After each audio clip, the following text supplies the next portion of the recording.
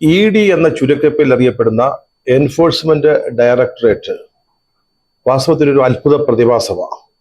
അതിനെക്കൊണ്ട് BJPക്കും സർക്കാരിനും കേന്ദ്ര സർക്കാരിനും എന്തോരം പ്രയോജനങ്ങളാണ് ഉണ്ടാവുന്നത്. അക്കരപ്പച്ച എന്ന് പറയുന്ന ഒരു സിനിമയുണ്ട്, വളരെ പഴയത്, 1972 റിലീസ് ചെയ്തതാണ്. സത്യനും ജയഭാരതിയൊക്കെ അഭിനയിച്ച ആ ചിത്രത്തില് വയലാർ ദേവരാജൻ ഈണം നൽകി യേശുദാസും P. മാധുരിയും ചേർന്ന് ആലപിച്ചൊരു പാട്ടുണ്ട്. ആ പാട്ടിൽ പറയുന്നത്, എടുക്കുമ്പോൾ 1, തൊടുക്കുമ്പോൾ 10, കൊള്ളുമ്പോൾ 1 കോടി 1 കോടി എന്നാണ്. ഒരമ്പ് എടുക്കുമ്പോൾ 1 കാണാനുള്ളൂ, തൊടുക്കുമ്പോൾ 10 വരും, അത് ലക്ഷ്യസ്ഥാനത്ത് കൊള്ളുമ്പോൾ കോടി കോടിയായിട്ട് മാറുന്ന ഒരു അത്ഭുത പ്രതിഭാസം. അതുപോലെയാണ് നമ്മുടെ ED എന്ന് പറയുന്നത്. അത് എടുക്കുമ്പോഴും തൊടുക്കുമ്പോഴൊന്നും നമ്മൾ അറിയത്തേ ഇല്ല. കൊണ്ടു കഴിഞ്ഞിട്ട് നമ്മൾ വിവരം അറിയുക. അത് കഴിയുമ്പോൾ മിക്കവാറും നമ്മൾ തിഹാർ ജയിലില് സിമന്റ് തറയെ കിടക്കായിരിക്കും. അത്രയ്ക്ക് മാരകമായ പ്രകരശേഷി EDക്കുണ്ടെന്ന് നമ്മൾ വാസ്തവത്തിൽ ഇപ്പോഴാണ് മനസ്സിലാക്കുന്നത്. BJP സർക്കാർ അധികാരത്തിൽ വന്നതിന് ശേഷമാണ് മനസ്സിലാക്കുന്നത്. നിരവധി പ്രതിപക്ഷ നേതാക്കൾക്കെതിരായിട്ട് ED കേസെടുത്തിട്ടുണ്ട്. രാഷ്ട്രീയ നേതാക്കളുടെ കാര്യം പറയുകയാണെങ്കിൽ 95% ആളുകളും, അതായത് അന്വേഷിക്കപ്പെടുന്നവരിൽ 95% പ്രതിപക്ഷ കക്ഷികളിൽ നിന്ന് പെട്ടവരാണ്. 5% ഒരു പേരിന് മാത്രം BJPയോട് ഒട്ടി നിൽക്കുന്ന ആരെങ്കിലും ഉണ്ടാവാം. എന്ന് വെച്ചാൽ അത്രേ ഉള്ളൂ. BJP എന്ന് പറയുന്നത് യാതൊരു തരത്തിലുള്ള അഴിമതിയും കാട്ടാത്ത ഒരു പാർട്ടിയാണ്. അവരുടെ നേതാക്കള് അഴിമതിയുടെ കറ പുരളാത്തവരാണ്. സോണിയാഗാന്ധിക്കെതിരെ കേസുണ്ട്, രാഹുലിനെതിരെ ഉണ്ട്, നാഷണൽ ഹെറാൾഡ് കേസുമായി ബന്ധപ്പെട്ടതാണത്. അതുപോലെ തന്നെ ഫറൂഖ് അബ്ദുള്ളക്കെതിരെ കേസുണ്ട്, ചിദംബരത്തിന്റെ മകൻ കാർത്തി ചിദംബരം, അതുപോലെ തന്നെ ശിവസേന നേതാവായ സഞ്ജയ് റൌത്ത്, അങ്ങനെ നിരവധി പ്രതിപക്ഷ നേതാക്കൾക്കെതിരെ ഇതിനകം തന്നെ ED കേസെടുത്തിട്ടുണ്ട്. ഇതിൽ ഏറ്റവും അവസാനമാണ് കെജ്രിവാളിനെതിരായിട്ട് ആം ആദ്മി പാർട്ടി നേതാവ്, ഡൽഹി മുഖ്യമന്ത്രി ആയ കെജ്രിവാളിനെതിരായിട്ടുള്ള കേസ്, മദ്യനയ കേസിൽ, അതായത് ഡൽഹിയിലെ മദ്യ നയത്തിൽ മാറ്റം വരുത്തിയതുമായി ബന്ധപ്പെട്ട കേസിൽ 100 കോടി രൂപയുടെ അഴിമതി, മണി ലോണ്ടറിങ്, ഇതൊക്കെയാണ് ആ ED മുന്നോട്ട് വയ്ക്കുന്ന കുറ്റാരോപണങ്ങൾ. അതിലിപ്പോ അദ്ദേഹം അറസ്റ്റിലായി, അദ്ദേഹത്തിന് ജാമ്യം നിഷേധിച്ചു, ഇപ്പോൾ റിമാൻഡിലാണ്. ഇനി EDക്ക് അദ്ദേഹത്തെ ചോദ്യം ചെയ്യാനുള്ള അവസരമാണ്. ഈ ED എന്ന് പറയുന്നത് പുതിയ സാധനമൊന്നുമല്ല, BJP കൊണ്ടൊന്നൊന്നുമല്ല. 1956 മെയ് 1 നിലവിൽ വന്ന ആ ഒരു സംവിധാനമാണ്. സാമ്പത്തിക കുറ്റങ്ങൾ അന്വേഷിക്കാനുള്ള, കള്ളക്കടത്ത് പോലെയുള്ള, അല്ലെങ്കിൽ കള്ളനോട്ട് പോലെ, മണി ലോണ്ടറിങ് പോലെയൊക്കെയുള്ള സാമ്പത്തിക കുറ്റങ്ങൾ അന്വേഷിക്കുന്നതിന് വേണ്ടി വന്നതാണ്. 67 വർഷമായി ഈ സംവിധാനം ഇന്ത്യയിൽ നിലവിലുണ്ട്. പക്ഷെ ഇപ്പോഴാണ് നമ്മൾ EDയുടെ ഈ പ്രകരശേഷി മനസ്സിലാവുന്നത്. ഇതൊക്കെ ദൈവം തരുന്ന ഓരോ അനുഗ്രഹങ്ങളാണ്, ഓരോ ആയുധങ്ങളാണ്. അതൊക്കെ ഉപയോഗിക്കാൻ പഠിക്കണം. അതാണ് BJP ചെയ്യുന്നത്. കോൺഗ്രസ് ഭരിക്കുമ്പോഴും, അല്ലെങ്കിൽ UPA ഭരിക്കുമ്പോഴും, അല്ലെങ്കിൽ മൂന്നാം മുന്നണി ഭരിക്കുമ്പോഴും ഒക്കെ ED ഉണ്ടായിരുന്നതാ. പക്ഷെ അന്നൊന്നും ആർക്കും ഉപയോഗിക്കാൻ പറ്റിയില്ല, ഉപയോഗിക്കാൻ അറിയില്ലായിരുന്നു, അല്ലെങ്കിൽ കഴിവില്ലായിരുന്നു. ഇപ്പൊ നന്നായിട്ട് ഉപയോഗിക്കുന്നു. അതിന്റെ മൂച്ച് ED കാണിക്കുകയും ചെയ്യുന്നു. ഈ ഈനാമ്പേച്ചിക്ക് കൂട്ട് മരപ്പെട്ടി എന്ന് പറഞ്ഞതുപോലാണ് ഈ സമയത്ത് ഇലക്ട്രൽ ബോണ്ട് എന്ന് പറയുന്ന മറ്റൊരു അത്ഭുത പ്രതിഭാസം രംഗത്ത് വരുന്നത്. അപ്പം EDയും ഇലക്ട്രൽ ബോണ്ടും കൂടെ ചേർന്നപ്പോൾ എങ്ങനെ ഇതുപയോഗിച്ച് പണം സമാഹരിക്കാം എന്നുള്ളതിനെ കുറിച്ചുള്ള ഗവേഷണങ്ങളാണ് നടന്നത്. ഇലക്ട്രൽ ബോണ്ടിനെ ED പ്രയോജനപ്പെടുത്തിയത് 2 തരത്തിലാണ്.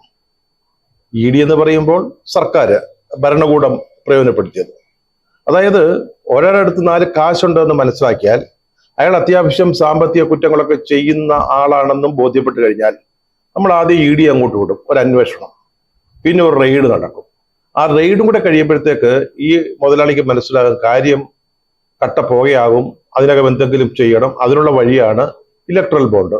നമ്മൾ BJPക്ക് വേണ്ടിയുള്ള ഇലക്ട്രൽ ബോണ്ടുകൾ വാങ്ങുന്നു, BJP അത് പണമാക്കി മാറ്റുന്നു. അതാണ് ഒന്നാമത്തെ മാർഗം. രണ്ടാമത്തെ മാർഗം എന്ന് പറയുന്നത്, നമുക്ക് ഒരുത്തിനെ പൂട്ടണം. അതിനെ രാഷ്ട്രീയ നേതാവായിരിക്കാം, കെജ്രിവാളിനെ പോലെ. അപ്പൊ എന്ത് ചെയ്യണം? അപ്പം അയാളുമായി ബന്ധപ്പെട്ട ചില ആളുകൾ, ഏത് ആരോപണമാണോ ആ വ്യക്തിയുടെ മേലുണ്ടായിരിക്കുന്നത് അതുമായിട്ട് ബന്ധപ്പെട്ട ഒരാളെ, ഒരു സാക്ഷി എന്ന് കണക്കാക്കിയാൽ മതി. അയാളിൽ നമുക്ക് കുറച്ച് വിവരങ്ങൾ, തെളിവുകൾ കിട്ടാൻ സാധ്യതയുണ്ട്. അങ്ങനത്തെ ഒരാളിനെ നമ്മൾ ഐഡന്റിഫൈ ചെയ്യുന്നു. എന്നിട്ട് നമ്മൾ എന്ത് ചെയ്യും? അയാളെ അറസ്റ്റ് ചെയ്യും. പ്രതിയായിട്ട് അറസ്റ്റ് ചെയ്യും. സാക്ഷിയായിട്ട് അറസ്റ്റ് ചെയ്യാൻ പറ്റത്തില്ലോ, പ്രതിയായിട്ട് അറസ്റ്റ് ചെയ്യും. അയാൾ അങ്കലാപ്പിലാവും. അപ്പൊ എന്ത് ചെയ്യും? അപ്പോഴാണ് ഡീല്. അപ്പോ അയാള് മാപ്പുസാക്ഷിയാകാൻ തയ്യാറാവും. മാപ്പുസാക്ഷിയാവുക മാത്രമല്ല, ഈ ഇലക്ട്രൽ ബോണ്ട് വഴി പണം സംഭാവന ചെയ്യുന്നതിന് തയ്യാറാവും. അപ്പൊ എന്താ, നമുക്ക് ഈ മാപ്പുസാക്ഷിയിൽ നിന്ന് തെളിവ് കിട്ടും. ആ തെളിവ് ഉപയോഗിച്ച് നമ്മൾ ഉദ്ദേശിക്കുന്ന ആളിനെ പൊക്കാനും പറ്റും. അത് രണ്ടാമത്തെ മാർഗം. ഈ രണ്ടാമത് പറഞ്ഞതിന്റെ ഒരു ഉദാഹരണം പറയാം.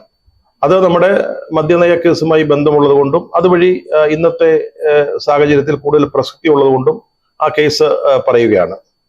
ഹൈദരാബാദിലെ അരബിന്ദോ ഫാർമ എന്ന് പറയുന്ന ഒരു ഫാർമസ്യൂട്ടിക്കൽ സ്ഥാപനത്തിന്റെ ഡയറക്ടറായിരുന്നു ശരത് റെഡ്ഡി. അയാള് ഈ മദ്യനയ കേസിൽ ഉൾപ്പെട്ടു. ഈ ഹൈദരാബാദ് ഒക്കെ കേന്ദ്രീകരിച്ച ഒരു സൗത്ത് ഗ്രൂപ്പ് എന്ന് പറയുന്ന ഒരു വ്യവസായ ഗ്രൂപ്പാണല്ലോ ഈ അഴിമതി നടത്തിയത് എന്നാണല്ലോ ED പറയുന്നത്. അതുമായിട്ട് എന്തെങ്കിലും ബന്ധമുള്ള ആളായിരിക്കണം ഈ ശരത് റെഡ്ഡി എന്ന് പറയുന്നത്. അയാളൊരു സാക്ഷിയാണ്. അയാളെ സാക്ഷിയായിട്ട് എടുക്കാവുന്ന ഒരാളാണ്. പക്ഷെ അയാളെ പ്രതി സ്ഥാനത്ത് നിർത്തിക്കൊണ്ട് അയാളെ ആദ്യം അറസ്റ്റ് ചെയ്യുന്നു. അറസ്റ്റ് ചെയ്ത് കഴിഞ്ഞ ഉടനെ 5 ദിവസത്തിനകം, ആ അറസ്റ്റ് നടന്ന 5 ദിവസത്തിനകം ഈ ശരത് റെഡ്ഡിയുടെ സ്ഥാപനത്തിൽ നിന്ന് BJPക്ക് വേണ്ടി ഒരു 5 കോടി രൂപയുടെ ബോണ്ട് വിൽപ്പനയാക്കുന്നു. 5 കോടി രൂപയുടെ ബോണ്ട്. 6 ദിവസം കഴിഞ്ഞ് BJP ആ ബോണ്ട് മാറി പണമാക്കുന്നു. അതിനുശേഷം ശരത് റെഡ്ഡി ഒരു മാപ്പുസാക്ഷിയാക്കണം എന്ന് പറഞ്ഞുകൊണ്ട് കോടതിയിൽ ഒരു അപേക്ഷ നൽകുകയാണ്. ആ അപേക്ഷ ED എതിർക്കുന്നില്ല. അപ്പൊ സ്വാഭാവികമായിട്ടും കോടതി അത് അംഗീകരിക്കും. ED ഒരു ആളിനെ മാപ്പുസാക്ഷിയാക്കി നിശ്ചയിക്കുകയാണെങ്കിൽ ഈ ഒരു കേസിൽ അങ്ങനെ അയാളെ ഉപയോഗിക്കാൻ ആഗ്രഹിക്കുകയാണെങ്കിൽ അത് കോടതി ഒരിക്കലും വിസമ്മതം പറയുകയില്ല. അങ്ങനെ ഈ റെഡ്ഡി പെട്ടെന്ന് മാപ്പുസാക്ഷിയാവുന്നു. ഈ മാപ്പുസാക്ഷിയായി കഴിഞ്ഞിട്ട് 5, 5 or 6 മാസത്തിനകം വീണ്ടും ഒരു 30 കോടി രൂപ ഈ ഇലക്ട്രൽ ബോണ്ടിലൂടെ BJPക്ക് നൽകുകയാണ്. വാസ്തവത്തിൽ സംഭവിച്ചത് 34 കോടി രൂപ ഇലക്ട്രൽ ബോണ്ട് വഴി BJPക്ക് കിട്ടുകയും ചെയ്തു. ഒരു മാപ്പുസാക്ഷിയെ കിട്ടി. ആ മാപ്പുസാക്ഷിയുടെ തെളിവ് അരവിന്ദ് കെജ്രിവാളിനെതിരായിട്ട് ഉപയോഗിക്കാൻ പാകത്തിൽ വാങ്ങിയെടുക്കുകയും ചെയ്തു. അങ്ങനെ അത്തരത്തിൽ വന്ന മാപ്പുസാക്ഷികളുടെ മൊഴി മാത്രം ആസ്പദമാക്കിയാണ്, അല്ലെങ്കിൽ അത് മാത്രം ആശ്രയിച്ചുകൊണ്ടാണ് ഇപ്പോൾ ED കെജ്രിവാളിനെതിരെ ഒരു റിമാൻഡ് നോട്ടീസ് കൊടുത്തതും അല്ലെങ്കിൽ കോടതിയിൽ ബോധിപ്പിച്ചിരിക്കുന്നതും. ഇത് മാത്രമാണ്, അല്ലാതെ മറ്റ് തെളിവുകളൊന്നും ഇതുവരെ കെജ്രിവാളിനെതിരെ കോടതിയിൽ സമർപ്പിക്കാൻ സാധിച്ചിട്ടില്ല എന്നുള്ളതാണ് വസ്തുത. ഇടിമുറയുമായി ED രംഗത്തിറങ്ങിയാൽ ധാരാളം മുതലാളിമാർ കാശിറക്കും എന്നുള്ളതിന്റെ ദൃഷ്ടാന്തങ്ങൾ പ്രശസ്ത അഭിഭാഷകനായ പ്രശാന്ത് ഭൂഷൺ സുപ്രീം കോടതിയിൽ സമർപ്പിച്ചിട്ടുണ്ട്. കോമൺ കോസ് എന്ന് പറയുന്ന ഒരു സംഘടന, അവരാണ് ഈ ഇലക്ട്രൽ ബോണ്ടുമായി ബന്ധപ്പെട്ട ചില കേസുകൾ സുപ്രീം കോടതിയിൽ നടത്തുന്നത്. ആ സംഘടനയുടെ അഭിഭാഷകനാണ് പ്രശാന്ത് ഭൂഷൺ. അദ്ദേഹം കോടതിയിൽ, ആ സംഘടന കോടതിയിൽ ഇതുമായി ബന്ധപ്പെട്ട നിരവധി ക്രമക്കേടുകളുടെ തെളിവുകൾ അല്ലെങ്കിൽ ഉദാഹരണങ്ങളാണ് നിരത്തിയിരിക്കുന്നത്. അതിലൊന്ന് 41 കമ്പനികൾ അല്ലെങ്കിൽ വ്യവസായ സ്ഥാപനങ്ങൾ 2471 കോടി രൂപയുടെ ബോണ്ടുകൾ, ഇലക്ട്രൽ ബോണ്ടുകൾ BJPക്ക് പണമാക്കി മാറ്റത്തക്ക രീതിയിൽ വാങ്ങിയിരുന്നു എന്നുള്ളതാണ്. 33 കമ്പനികൾക്ക് 3.7 ലക്ഷം കോടി രൂപയുടെ സർക്കാർ കരാറുകൾ ലഭിച്ചിട്ടുണ്ട്. ഇതിൽ തന്നെ ED നടത്തിയ റെയ്ഡുകൾക്കും പരിശോധനകൾക്കും ശേഷമാണ് ഈ സ്ഥാപനങ്ങൾ 1751 കോടി രൂപയുടെ ഇലക്ട്രൽ ബോണ്ടുകൾ വാങ്ങി എന്നാണ് പ്രശാന്ത് ഭൂഷൺ കോടതിയിൽ ബോധിപ്പിച്ച വസ്തുതകളിൽ പറയുന്നത്. ഇനി മറ്റൊരു BJP മാജിക് ഉണ്ട്, അല്ലെങ്കിൽ ഒരു ED മാജിക് ഉണ്ട്. അതായത് മറ്റ് രാഷ്ട്രീയ പാർട്ടികളിൽപ്പെട്ട നേതാക്കൾ, അതിൽ പലരും പല അഴിമതി കേസുകളിലൊക്കെ കുടുങ്ങിയിട്ടുണ്ടാവും, അതിൽപ്പെട്ടിട്ടുണ്ടാവും. അവരൊക്കെ EDയുടെ ഒരു റഡാറല്ല. പക്ഷെ അവര് ഇത് മനസ്സിലാക്കിക്കൊണ്ട്, അന്വേഷണം വരുന്നത് മനസ്സിലാക്കിക്കൊണ്ട്, അല്ലെങ്കിൽ അന്വേഷണം തുടങ്ങിയാൽ ചോദ്യം ചെയ്യലൊക്കെ ആരംഭിച്ചു കഴിഞ്ഞാൽ നേരെ BJPയിൽ ചേർന്നാൽ മതി. പിന്നീട് അവർക്കെതിരെ യാതൊരു കേസുകളുമില്ല. അവരൊക്കെ വിശുദ്ധന്മാരായിട്ട് അല്ലെങ്കിൽ വാഴ്ത്തപ്പെട്ടവരായിട്ട് മാറുന്ന ഒരു മാജിക്, അതും ഇപ്പോൾ ഇന്ത്യയില് വലിയ തോതിൽ നടന്നുകൊണ്ടിരിക്കുകയാണ്. ഞാൻ ഒന്നുകൂടെ പറയാണ്, ED പോലുള്ള സംവിധാനങ്ങൾ കയ്യിലുണ്ടായിട്ട് കാര്യമില്ല. അത് ഉപയോഗിക്കാൻ പഠിക്കണം. പിന്നെ ഇപ്പോ കെജ്രിവാളിനെ അറസ്റ്റ് ചെയ്തൊക്കെ രാഷ്ട്രീയമായിട്ട് ഉപയോഗിക്കാമെന്ന് പ്രതിപക്ഷമൊക്കെ കരുതുന്നുണ്ടാവും. പക്ഷേ ഇതിനെയൊക്കെ മറികടക്കാനാകുന്ന ചില അടവുകളും അഭ്യാസങ്ങളും BJPയുടെ ആയുധപ്പുരയിൽ ഉണ്ടാവും എന്ന കാര്യവും മറക്കരുത്. പിന്നെ ED ഉപയോഗിച്ച് നിരന്തരം എതിരാളികളെ എയ്തെയ്ത് വീഴ്ത്തിക്കൊണ്ടിരിക്കുന്നവരോടും വയലാർ ഗാനത്തിലെ ഒരു വരി ഉദ്ധരിച്ച് ഓർമ്മിപ്പിക്കാനുള്ളത് ഇതാണ്. വയലാർ ഇങ്ങനെയാണ് പറയുന്നത്: ആശ്രമക്കിളി നിന്നെ എയ്തെയ്തെന്റെ ആവനാഴിയിലെ അമ്പ് തീർന്നു.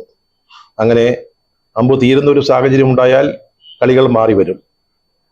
നമ്മുടെ ഈ ജനങ്ങൾ വോട്ട് ചെയ്യുന്ന ഈ വോട്ടിംഗ് യന്ത്രത്തിന് അതിൻ്റെ ഒരു ബട്ടൺ വലിയ ശക്തിയും ബലവുമുള്ളതാണ് എന്നുള്ളത് മറക്കാതിരിക്കുക.